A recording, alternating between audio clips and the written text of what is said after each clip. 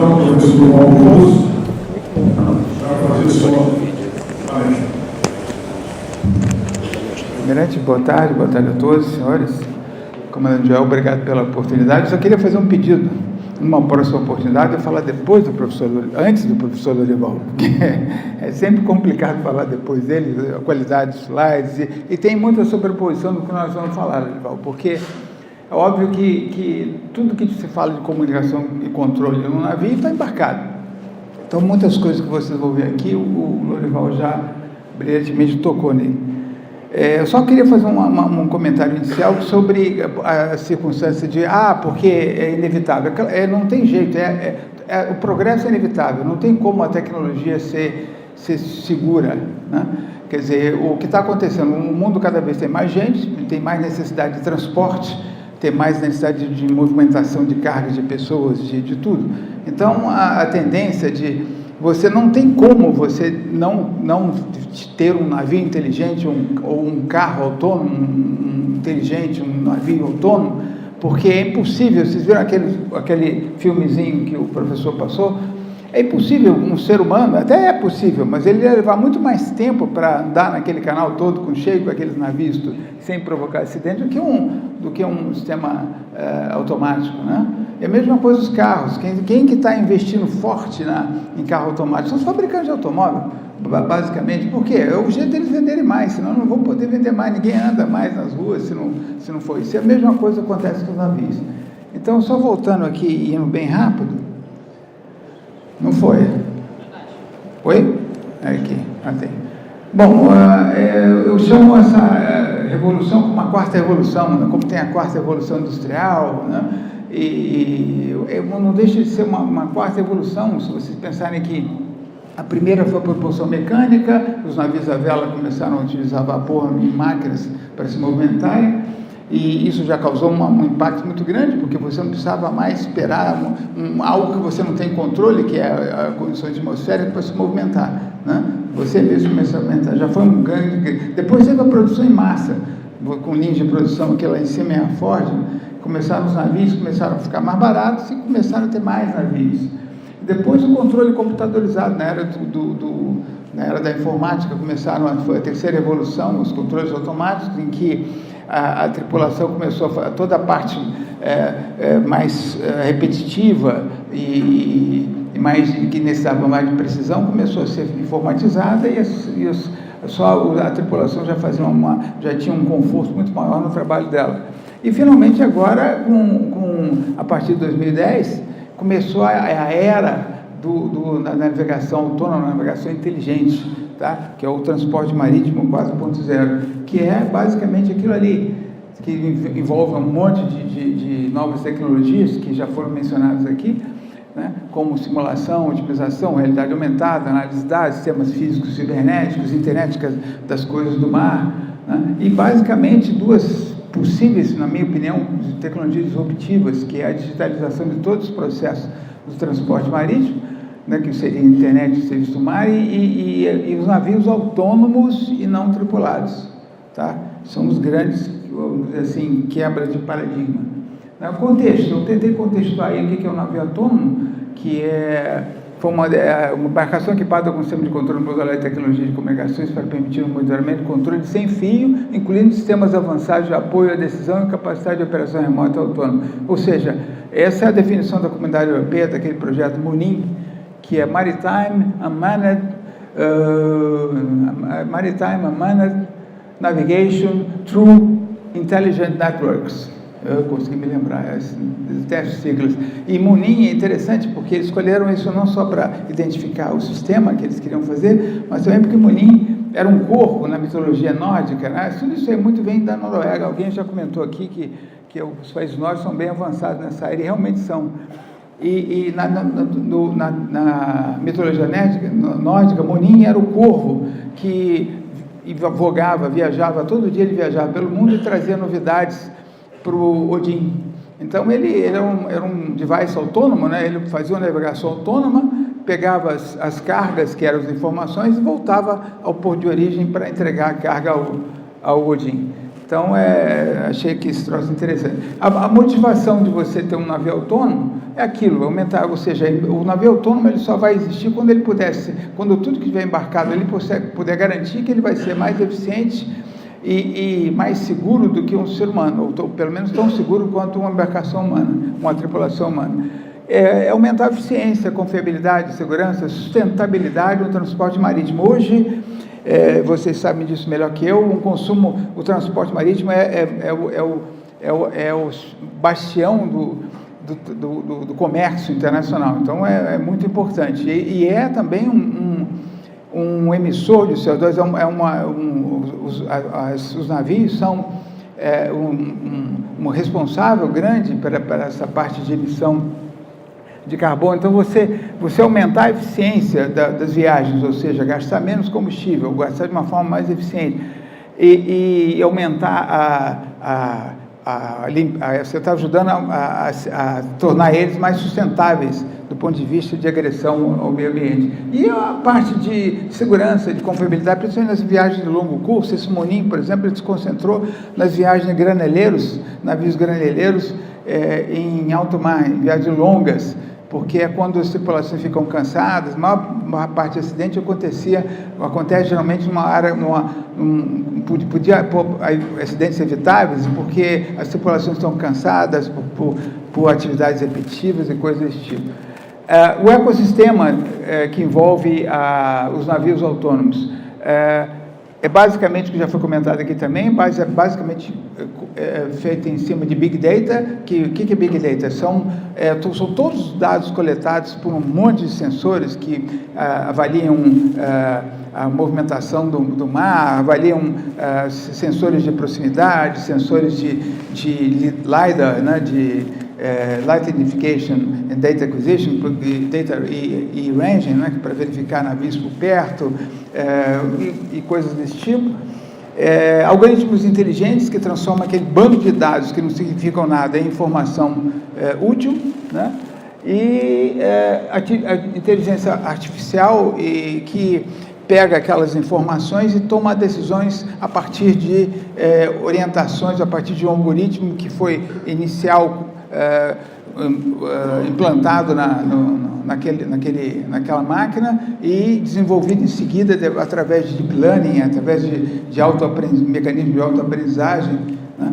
E que vai ser sempre necessário algum tipo de supervisão no que ela está fazendo. Esse é um problema que, quando a gente fala em navio autônomo, ele vai ser autônomo, mas vai ter que ser sempre existir, é igual o controlador de tráfego aéreo, né? Os pilotos são autônomos, são inteligentes, são seres humanos, mas tem que ter um controlador que fica olhando o que ele está fazendo, eventualmente alertando sobre alguma tolice, ou que o cara, olha, você saiu da pista, você está na velocidade errada, na altura errada, seja o que for. A mesma coisa aqui. Sempre vai ser necessário algum tipo, pelo menos num futuro visível, né? Sempre vai ser necessário algum tipo de, não controle remoto, mas um tipo de supervisão remota, supervisão em terra. Isso já foi comentado também pelo professor. E as tecnologias, que são sensores avançados, milhares de funções diferentes, né? Automação de processos e controles, operações integradas, o centro de controle que eu mencionei. E, finalmente, comunicações. Comunicação, duas coisas muito importantes que vão ter que existir, que é um sistema de posicionamento, tipo os GNSS, como o GPS, e comunicação em banda larga, para você levar essas informações todas, das condições do navio e das condições dos sistemas de controle do navio, para esse centro de supervisão e controle. Os principais temas, quando você fala em autonomia marítima, são esses ali, são operacionais, técnico, segurança, regulatório, ético e controle de tráfego. Esse ético aqui é um ponto interessante, porque a gente não tocou nele, né, mas tem uma parte aqui que é importante também. Você comentou rapidamente, mas é uma parte muito importante que deve ser olhada. Essa parte de segurança é fundamental, a parte regulatória está sendo discutida violentamente, técnica está bem evoluída, tem um caminho já técnico definido, tem um roadmap definido em termos de tecnologia, tá? E a parte operacional também, e a parte de controle de tráfego é uma questão de sofisticar de atualizar as práticas de controle do tráfego, tendo em vista o nível de precisão e de rapidez de resposta possível com navios autônomos. Tá?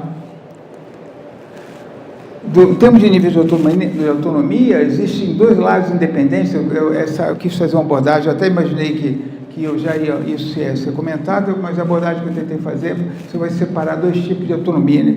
Que é a autonomia operacional e a autonomia de sistemas. Né? Dentro da autonomia operacional é o papel da assistência humana, tá? Ou direção, vigilância, características do embarcação, sistema de backup, etc.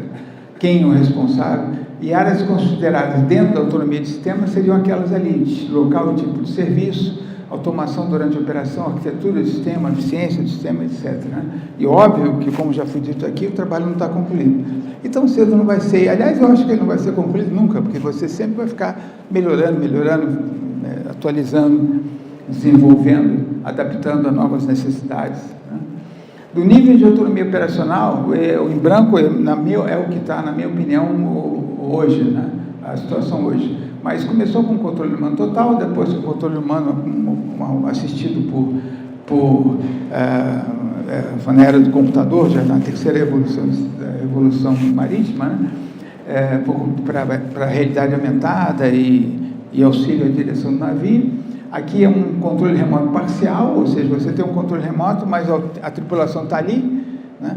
A tripulação dele, enquanto a tripulação faz algum tipo de manutenção, que é controle remoto, mas tem que fazer manutenção nas maquinarias do navio, nos equipamentos, né?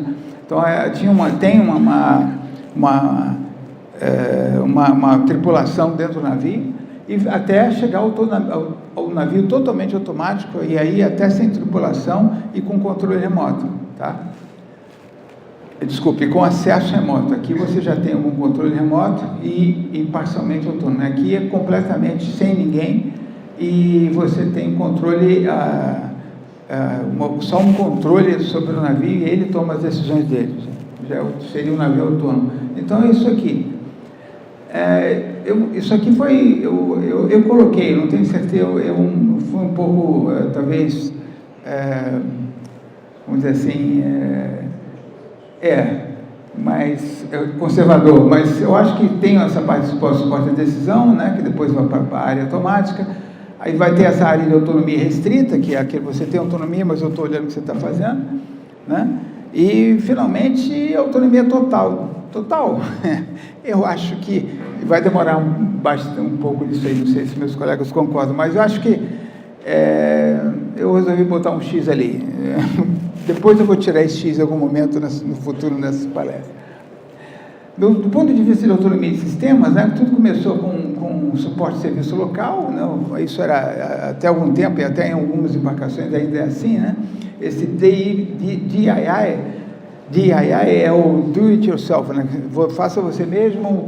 Eventualmente você tinha lá, as embarcações tinham lá o périto de comunicação, o périto de pressão, o périto de motores, e cada um deles fazia a sua atividade, seja sozinho ou através por um telefone. Eventualmente até tinha operação manual só de on-off, você não tinha como muito fazer o que. Aqui tem a parte depois passou com a parte de atendimento preventivo, com tripulação e automação de sistemas com assistência a bordo. Hoje está assim, tá? Hoje você tem manutenção, os navios modernos, você tem manutenção com realidade aumentada, ou seja, você bota um Google Glass, por exemplo, e você olha para aquele motor, já aparece todo o esquema dele na tua frente, você sabe exatamente onde você tem que ir, onde está o problema, e que peça que você tem que substituir, tá? E também a atuação automática, a atuação remota em alguns sistemas, né? E aqui não, aqui já é quando você, no futuro, quando você tiver um navio autônomo, ele vai ter, os sistemas vão ser de bastante redundantes, uma resiliência enorme, uma confiabilidade muito grande, de forma que você só vai ter manutenção no porto. O que significa isso? Meu sistema, se tiver algum problema, vai ter sempre um sistema redundante, igual um avião. Quando o avião tem algum problema, ele está voando, não tem como um mecânico de ir lá fora e consertar ele, não tem jeito. Então ele tem que ter redundância suficiente para conseguir chegar até o aeroporto e sofrer a manutenção que ele necessita. A mesma coisa aqui, tá? Essa é a ideia do navio autônomo. Os exercícios técnicos em termos de controles avançados são novos detetores de vídeo e a luz do dia, radares avançados como esse aqui, né? Você tem que substituir, como acho que o professor Lorival também falou, você tem que substituir porque hoje as embarcações, até bem pouco tempo atrás, você tinha lá o radar, tinha um monte de coisa, tinha também o cara que ficava olhando, né? Igual o cara do Titanic lá que ficou olhando para ver se tinha gelo vindo, né? E tal. Então você tem que ter esses radares avançados aqui, tá? Que usam LiDAR e são capazes de detectar de ter essa visão de quem está vindo, o que está vindo. Por exemplo, ele vai tomar a ação que você vai tomar vai ser diferente se você vê uma rocha, você vê um farol, se você vê uma lancha pequenininha, uma lancha vindo. Você vai tomar uma decisão um pouco diferente, tá? Todo aquele monte de sensores que existem, eles vão ter que ser integrados. Essa fusão de sensores é fundamental, porque você tem que ter uma visão holística do seu navio. Não adianta eu saber só o que tem do lado esquerdo do navio, ou só o que tem à frente, ou só um tipo de situação, ou só... Não, tem que ter uma visão holística de tudo. Então, tudo tem que ser integrado. Imagem, som, né? Então, você tem que ter esses vários sensores, como o IS, o VDS, né? Que é o VHF, Data Exchange System, que é o sistema de troca de informação navio-navio, e hoje eu estou usando o VDS via satélite, que eu acho incrível isso também, e radar, o LiDAR, o vídeo, tudo, tá?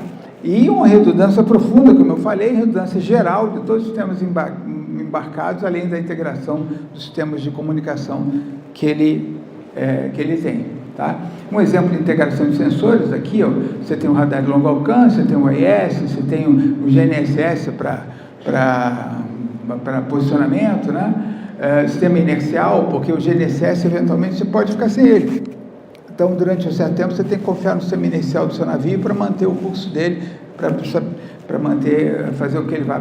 Tem que conjunto de câmeras, LiDAR e conjunto de câmeras, radar de curto alcance, câmera com pan e zoom, né? E microfones, né? Sonar, tudo isso é som, né? Isso tudo sendo integrado nesse gateway aqui, e indo para uma seção central que não só comunica e joga isso na nuvem para o centro de controle terrestre, né? O centro não de controle, o centro de supervisão terrestre, como joga então para a inteligência do navio, né? E tem várias camadas do LiDAR, do radar, da carta náutica, foto, topografia, rumos. Rumos é a capacidade de você saber, porque não adianta você tem que monitorar também o que monitora. Você tem que ter certeza que o seu sistema de radar, o sistema de AIS, que está te dando informação, que ele está operando de uma forma contínua. Então, você tem que ter os sistemas de sensores, os sistemas de monitoramento, mas você tem que ter também sistemas para monitorar os equipamentos, a saúde, que é aquele health e uso, né? Of monitoring system, health and use of monitoring systems, ou seja, eu tenho que ter um sistema também para monitorar a saúde, né? O status do meu sistema de monitoração de serviço e o uso dele, se ele está sendo usado de uma forma adequada ou não. E som. Aqui tem a importância da integração dessa fusão, por exemplo, aqui, né? Você não tem só que saber que tem alguém aqui, ou que tem essa boia aqui, você tem que saber também que esse cara está parado, que esse cara está andando, e com a velocidade que eu estou, eventualmente eu vou bater, não vou bater com ele aqui, mas vou bater lá na frente. Então, essa visão total, e também, olha, eu não posso chegar muito para cá não, porque não adianta eu tentar mudar minha rota, porque que aqui tem umas rochas, etc., que tem uma profundidade que não é operacional. Então, eu vou ter que talvez diminuir a velocidade desse cara, esperar ele passar. Então, não adianta você só olhar, por isso que eu estou começando que a importância da integração de todos os sensores que existem, né? Outra coisa que existe, que é necessária, que é importante destacar, que é a nova estrutura interna que vai ser necessária. Tá? Esses navios vão demorar mais tempo para atracar, eles vão ter uma capacidade de carga superior aos navios que já existentes, porque eles não têm ponto de comando, tem uma série de estruturas, eles não precisam de hotel, né? Não tem tripulação, então vai ser necessária uma automatização também de toda essa parte aqui de descarga dele, né? Rebocação, atracação, marcação, tudo isso vai ser muito diferente, tá? Os tamanhos deles, as capacidades aqui, e vai ser necessário toda essa infraestrutura de controle em terra que eu mencionei, né? Tá? Então tem duas coisas que vão ter que andar em paralelo para viabilizar os navios autônomos, a própria tecnologia embarcada dentro do navio e a interface com o mundo externo, que seria as comunicações, e toda a infraestrutura terrestre, tá? Por exemplo, aqui você tem o Centro de Controle em Terra. O que ele faz de um modo geral? Ele dá suporte à navegação, suporte à decisão, perdão, em termos de navegação, consciência situacional, o que está acontecendo, né? Prevenção de colisões, suporte de segurança. Ele otimiza as operações, tá? Ele pode chegar e dizer, não, vem cá, você pode melhorar aí, você não usa os dois motores ao mesmo tempo, usa só, faz uma distribuição de carga inteligente, ele tem uma série de coisas que ele pode operar aqui, alterar as rotas, porque o sistema autônomo não sabe disso, mas ele recebe informações, olha, aumentou a carga que você vai ter que pegar no porto tal, agora foi para outro. Então ele pode otimizar essa movimentação para otimizar receitas, né? Tá? Essa parte de controle remoto, se for necessário, monitoramento da situação, sistemas inteligentes, autodiagnóstico, esquema de manutenção inteligente, suporte remoto, robôs de manutenção, tudo isso aí é algo que você tem que estar olhando se está sendo implementado de forma correta, tá? Então você tem toda a parte de automação a bordo, você tem relatórios automáticos que tem que ser analisados, atracação automática, operação totalmente autônoma, né? Que tem que ser avaliado. Os resultados. Os resultados é isso, mais carga, tá? Já que eu não tenho sistema de artilharia, não tenho ponto de comando, né? Não tem ponto de comando, redundância de máquinas, eu tenho que ter redundância muito grande, né? Menor demanda por potência, eu vou precisar de menos, a ideia é cada vez mais eu gastar menos energia, tá? Em termos de eficiência, de rota, em termos de... Você tem embarcações, essa aqui seria um exemplo, você pode colocar, dependendo do que você está lendo, você pode encher isso aqui de células solares, por exemplo, e um caminho, você usar motores elétricos, e agora você imagina, mas vamos chegar lá, eu estou pulando. E redução do consumo de energia vem de um menor peso, tá? Já que eu não tenho, só de eu tirar o hotel, por exemplo, eu tenho uma redução na carga de energia necessária de 200 a 270 kilowatts de potência. É brutal, porque não é só luz, é o cara que não precisa mais ficar usando a internet para ver filme pornográfico ou ficar falando com a família dele, né? Tem um monte de medicina, né? Se alguém passa mal lá, tem que ter uma ligação de alto nível para medicina à distância, e um monte de coisa. E também tem menor resistência ao vento, porque ele pode ser feito, todos os exemplos que o professor mostrou aqui na palestra anterior, vocês viram lá, todos eles eram baixinhos e chatinhos, então você tem menos resistência, só aquilo ali, 1% de economia que eu consigo, por conta de dragging menor, né? Tá? Ou seja, eu vou ter 10 a 15% de economia de combustível, é a estimativa que esses caras fazem, quando eu tiver um navio autônomo completo, né? É fantástico isso, né? E o caminho, o que eles querem? É o caminho na direção da emissão zero. Aqui tem um protótipo, isso aqui é um protótipo ecológico, né?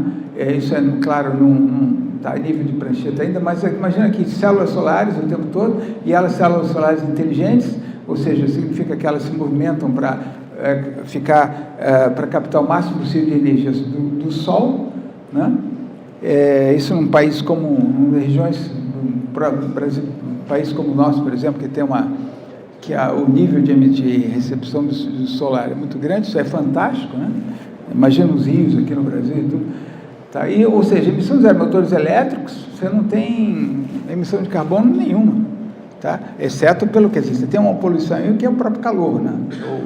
O calor que você gera para movimentar o navio. Tá? Mas a poluição, comparado com hoje, é nada, né? Tá? Implantação gradual, como já foi mencionado aqui, o tal 2035 é o ano mágico. Eu acho também que é um pouco otimista, mas o caminho é nessa direção, né? Tá? Isso já existe nessa área aqui já existe um monte de exemplos aqui, estão começando a aparecer os exemplos parecidos com esses navios aqui, tá? Isso aqui já é um fato, quer dizer, você cada vez tem menos pessoas, tá? Eu trabalho como consultor para uma empresa norueguesa de exploração de óleo e gás aqui no Brasil, chamado Equinor, que era a antiga Statoil, mudou de nome para Equinor, e a grande preocupação deles é reduzir PNB, People on Board, quer dizer, é muito caro você manter. E o jeito de você fazer isso é com IoT, cada vez eu estou fazendo projetos enormes para ele, com controle remoto, com supervisão remota, com alguma decisão tomada internamente dentro da plataforma, de uma forma inteligente, tá? E comunicação, né? Comunicação, que eu preciso de muita banda para esses caras. Por exemplo, você tem na fase de prospecção de petróleo, por exemplo, a quantidade astronômica de dados que você tem que analisar para tomar a decisão de perfurar mais naquela área ou não, em que profundidade. E os analistas que estudam aquelas dados geológicas, eles são altamente bem pagos, são grandes especialistas e não podem ficar embarcados. Então, você tem que transmitir aquele bando de dados de uma forma confiável e de alta qualidade para eles poderem analisar isso no escritório, né? Bom, fatores críticos de projeto, que eu pude levantar aqui, quer dizer, ela não tem tripulação ou acomodação, que é uma boa, né? Não tem nenhuma intervenção, isso é um problema, não tem nenhuma intervenção na carga a bordo, eventualmente. Isso aqui foi o pessoal não foi noruegueses, foram os ingleses dentro do programa NIM que colocaram essa... Vem cá, eventualmente você tem um mar muito forte, sei lá, muito violento, pode movimentar, principalmente em navio granileiro, pode movimentar os containers lá e desequilibrar o navio e não tem ninguém lá para tomar decisão de ajeitar isso, né? Isso é um problema. E conseguir esse equilíbrio entre a complexidade técnica e operacional, quer dizer, tem uma complexidade operacional enorme pelo fato do navio não estar tripulado, né? E tem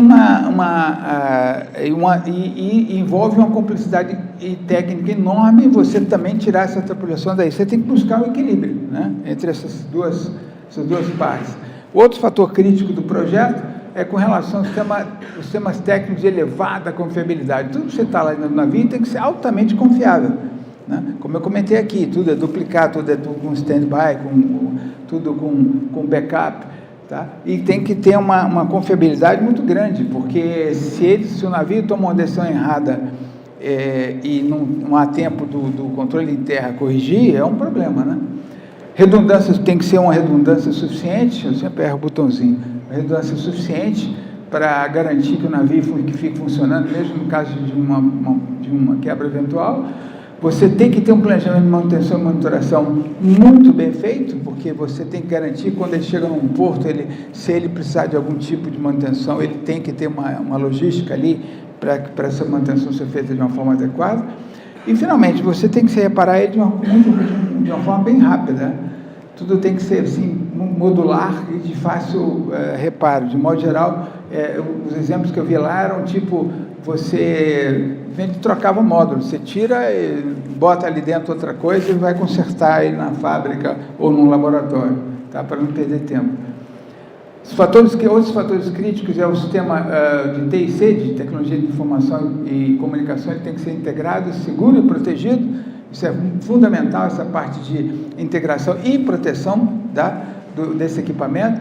A infraestrutura de terra, como já foi mencionado, ela tem que ter a infraestrutura de apoio em terra tem que ser extremamente eficiente. E, finalmente, o centro de controle de terra tem que ser de alta qualidade e confiabilidade, né? Porque ele vai estar controlando ele vai estar controlando um ativo extremamente valioso, que não é só o navio, mas toda a carga, que geralmente é muito cara, que está dentro, que ele está transportando. Tá? Então, mesmo não sejam vidas humanas, mas ainda assim são não tão valiosos, mas são ativos valiosos. Né? Finalmente, essa parte de comunicações críticas, eu acho que essa é uma coisa muito importante. Você precisa ter um sistema de comunicações altamente confiável entre o navio e terra, e esse centro de supervisão em terra. Claro que quando ele estiver perto a ideia de usar 5G e outras tecnologias que estão emergindo aí são muito interessantes, mas ele tem que estar perto da costa. Se ele estiver em alto mar, se ele tiver uma distância, a única coisa que vai servir para ele, que vai ser possível, vai ser quando você fala em termos de você pode, mas tem tropodifusão, tem HF, mas você não tem a banda que você precisa, nem a qualidade que você precisa. Tá? Então, a única coisa que sobra é aquilo ali, são os satélites. Tá?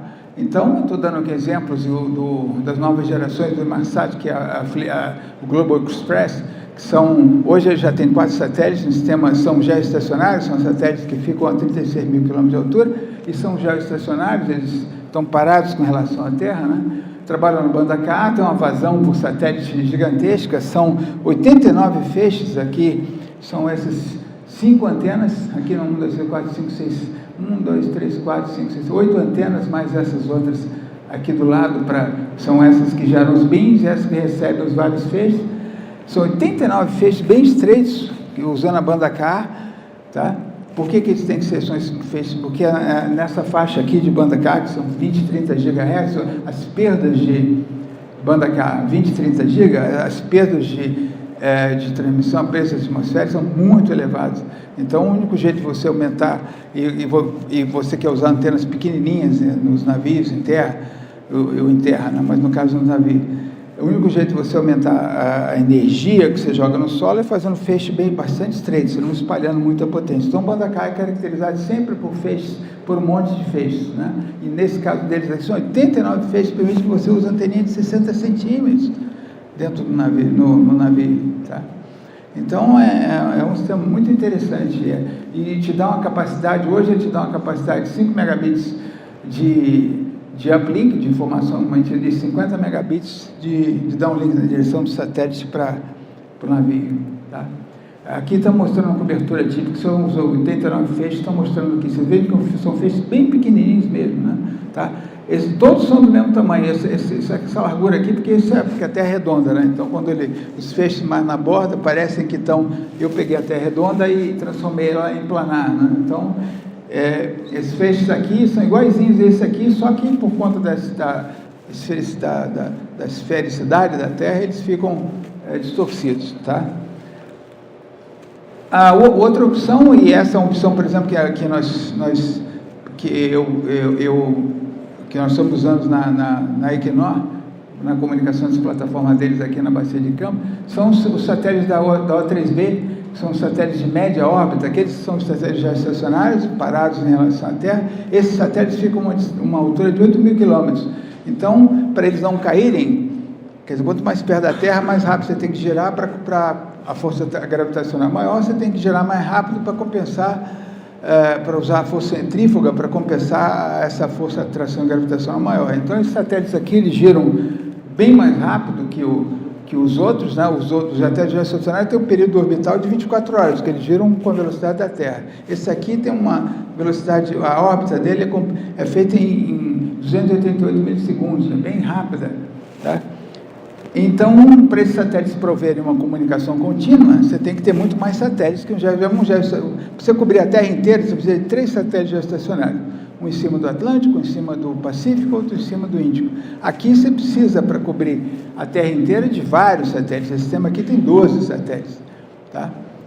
Porque a hora que um estiver saindo da órbita, da cobertura de uma estação, o outro está chegando, tá? Ele tem, vocês podem ver aqui que ele tem 10 antenas, 2 são para os gateways, que são as estações que recebem o navio, fala com o satélite até o gateway, a gateway entrega para o usuário final via fibra, seja o que for. Mas 2 são para as estações de gateways e as outras 8 são para os usuários, tá? Cada uma delas gera um feixe de 700 km de cobertura de footprint em cima da Terra, tá? E com uma capacidade de 8 gigabytes de vazão por satélite, tá? Aqui, vocês podem ver um satélite do O3B. Aqui estão as 10 antenas, que geram os 10 feixes, né? Aqui são painéis solares. Aqui estão os 12 satélites girando em torno da Terra. Vocês vão ver, eles vão começar a ligar os bins. Aqui, ó, arranjei um cliente aqui. Então, eu estou ligando, estou jogando, e aqui está a gate. Eu estou ligando esse cliente aqui com a gate. Quando esse satélite estiver desaparecendo, esse outro já pegou ele, tá vendo? E é sempre make before breakers. Eu ilumino aquela estação com dois feixes, ela escolhe o feixe mais elevado, depois que ele vai embora, aqui está aparecendo os outros clientes e as gateways aqui no Brasil, por exemplo. Tá a mesma coisa, esse aqui, ó.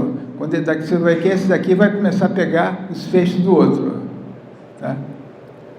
Ele vai pular. Quando esse cara estiver sumindo, esse cara aqui vai pegar os feixes dos outros. Então, cada estação, pronto, aqui pegou, e esse aqui pegou, esse desligou, foi para o lado de lá. Esse é o sistema um sistema MEL de Medium Earth Orbit da O3B, tá? Só que agora acho que eu tentei esperar ele ir até o fim para aparecer o outro slide. Pronto. Aqui em terra, cada estação, obviamente, tem que ter 2 antenas, né?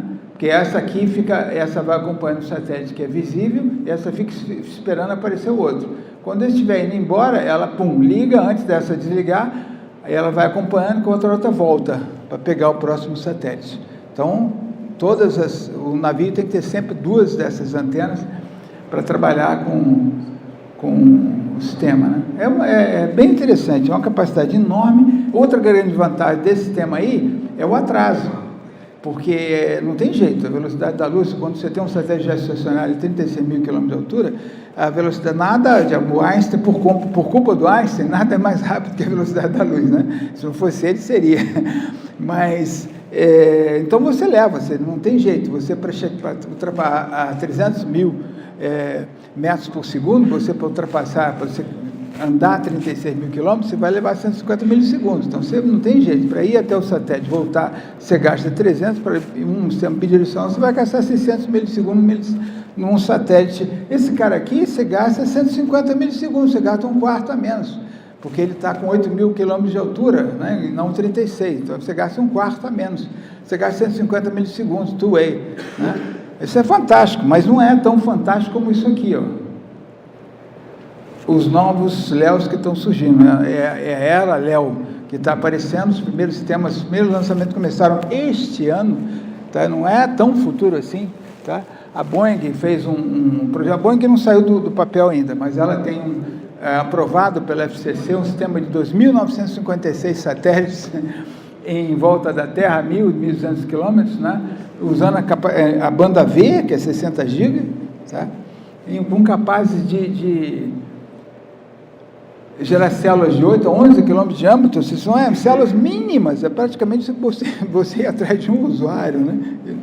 E a SpaceX, que agora mudou o nome para Starlink, do Elon Musk é um visionário, Elon Musk é o cara da Tesla, é o cara da SpaceX, lançadora de foguete, cara que está querendo mandar um sujeito para Marte, né? O Elon Musk é uma figura, mas dizem que ele é uma mistura de Bill Gates com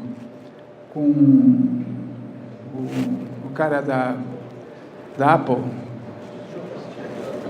Steve Jobs. Eu estou ficando, o alemão, é a idade. O Steve Jobs, ele é uma mistura dos dois. O cara é fantástico, mas ele é um cara muito mais showman. Ele esteve aqui no Brasil, eu tive uma reunião com ele. O cara é fantástico, o cara é daquele sujeito que você fica... Mas ele ensinou que ele quer fazer um satélite. Olha o sistema dele, pessoal. O sistema dele são 4.425 satélites, tá? Na banda KA e KU, naquela altitude, 1.100 a 1.300. Só para vocês terem ideia, eu estou falando de 1.100, 1.300 quilômetros, quanto a 36 mil quilômetros. Esses satélites aí, eles são visíveis por alguns minutos, não chega a ser numa hora, porque eles são muito perto da Terra, tá? E qual é a grande vantagem disso? Eles não precisam transmitir com grande potência, porque eles não vão ter muita perda de propagação. Vou usar antenas tamanho dessa caneta, sei lá, antenas mínimas, né? Ainda mais que a banda que eles estão usando é muito elevada, tá? Então, para o mesmo, como ganha inversamente proporcional ao comprimento de onda, o comprimento de onda é inversamente proporcional à frequência, né? Quanto maior a frequência, menor o diâmetro que eu preciso para o mesmo ganho. Então, conclusão, o que você tem aqui? Eu tenho um satélite capaz de me dar velocidade e atraso e tempo de propagação de fibra óptica.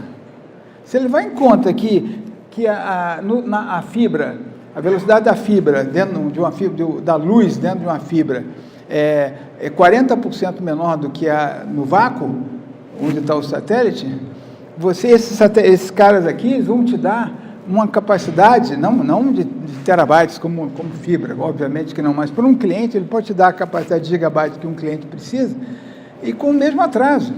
Isso vai ser o grande concorrente das fibras, desses caras aqui. Vão acabar assim? É claro que não, né? Elas sempre vão ter terabytes, mas esses caras aqui, a constelação vai ter capacidade de terabytes, pessoal, tá? Com a vantagem sobre a fibra de poder chegar em qualquer lugar, né? De ter acesso, ser acessível a qualquer lugar, sem ter que... A fibra você vai levar um tempão quando você faz um planejamento, você tem que fazer um planejamento de colocar aquela fibra, leva um tempão. Eles não. Tanto que a propaganda desses caras aqui como é que eles chamam? Fiber Speed Satellite Reach, né? Quer dizer, velocidade da fibra com o alcance do satélite, tá? A OneWeb, sendo que a Starlink, em 2017, por conta até da Boeing, quando ela lançou esse banda V, ela fez um pedido de 7.500 para a banda V, total de satélites, não sei, 11 mil, quase 12 mil satélites. Eu fui a apresentação uma vez disso, foi numa academia, um cara falou, cara, não vai ficar escura a Terra? Não chega a esse ponto, mas essa parte de lixo espacial é um problema, já é um problema hoje e vai ser ainda maior daqui a alguns anos, tanto que existe uma legislação nos Estados Unidos, que está sendo discutido dentro da UIT, né, que só autoriza você a lançar esse satélite se você tiver um plano de desórbita dele em 10 anos, ou seja, você tem que projetar ele de forma que você garanta que ele vai ser destruído quando ele vier à atmosfera. Hoje os satélites geoestacionários, é muito caro trazer eles para baixo, e eles são muito grandes, o qual o risco já aconteceu várias vezes de alguma coisa cair na Terra. Então o que eles fazem é eles lançar os satélites, eles usam, quando ele está no finalzinho do combustível dele, eles dão um impulso nele para eles irem para uma altitude de 10 a 15 quilômetros acima da órbita geoestacionária, que é chamada de Graveyard Zone, que é a zona de cemitério, e fica lá, tá? E aí, mas fica lá há quanto tempo, né? Fica lá, teoricamente ele fica lá eternamente, né? Vai durar, pelo menos enquanto a Terra existir, ele está por ali, a não ser que venha um cometa, que faça alguma coisa, mas é isso, o lixo espacial vai ser uma das últimas preocupações que a gente vai ter se isso acontecer, tá? E tem outros, tem a Leosat, que é mais humilde, a Telesat, e pelo menos mais 3 sendo vindo por aí. Esse é um exemplo de como é que da OneWeb, e esse é um exemplo da Starlink, tá? Vocês veem que você está cobrindo o mundo inteiro com esses satélites aí que em órbita polar. Essa órbita polar aqui, ela não é geossíncrona, ela não é uma órbita, porque tem uma órbita geoestacionária que, além de ser geossíncrona, é geoestacionária, porque ela fica no Equador. Mas essas órbitas, elas são polares e não são síncronas com a Terra, são síncronas com o Sol. A característica interessante dessas órbitas solares, de sincronicidade com o Sol, é que esse satélite aqui, por exemplo, ele vai passar aqui, vamos dizer que aqui seja Manaus, então vamos supor, ele vai passar nesse ponto aqui, na mesma hora, no mesmo dia, porque ele é síncrono com o Sol.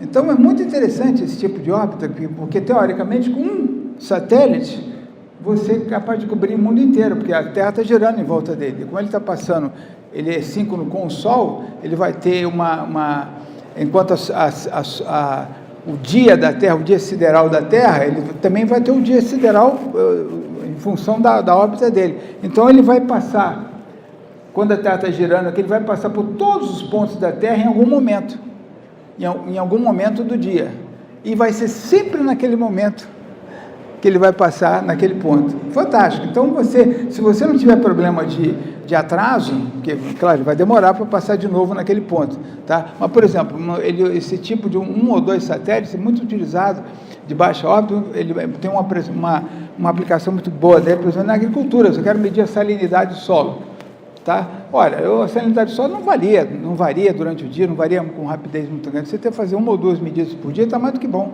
Então, com um satélite, você mede a salinidade do solo do mundo inteiro, né? Isso é fantástico.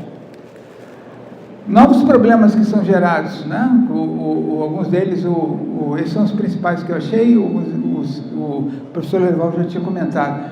Um deles é essa parte de pirata. Como não tem ninguém lá dentro do navio, nada impede o cara chegar lá dentro, subir lá dentro, desligar os sistemas, sei lá o que ele vai fazer, roubar. Se fosse aqui no Brasil, ele ia roubar placas solares, ia roubar cabo, sei lá. Mas outra coisa muito complicada é essa parte de sequestro, de falsificação de GPS, de spoofing, né? Quer dizer, como esse satélite, com todos esses caras aqui, isso já existe hoje em dia, né?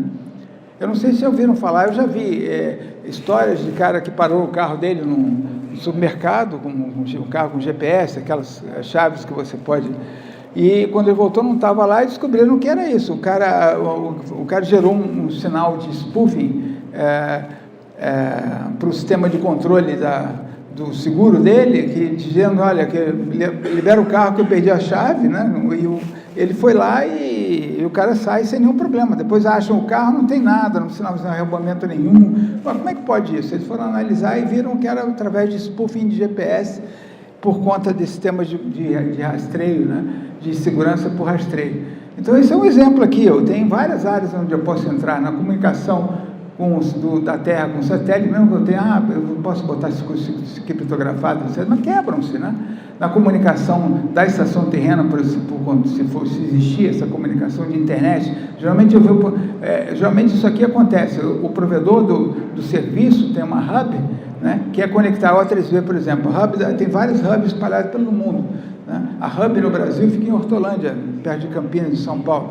E é dali todos os usuários da O3B transmitem, com aquelas duas antenas, transmitem para a hub que estão no Brasil, transmitem para a hub, os usuários brasileiros, claro, transmitem para a hub que fica ali em Hortolândia, e dali tem várias fibras, temos toda a rede terrestre de alta qualidade, de alta velocidade, que vão para os clientes, para os escritórios do cliente, que é isso aqui, né? Ou rádio, seja o que for. Então você tem essa possibilidade, é a possibilidade do navio falando com a Terra, da Terra falando com o escritório, né?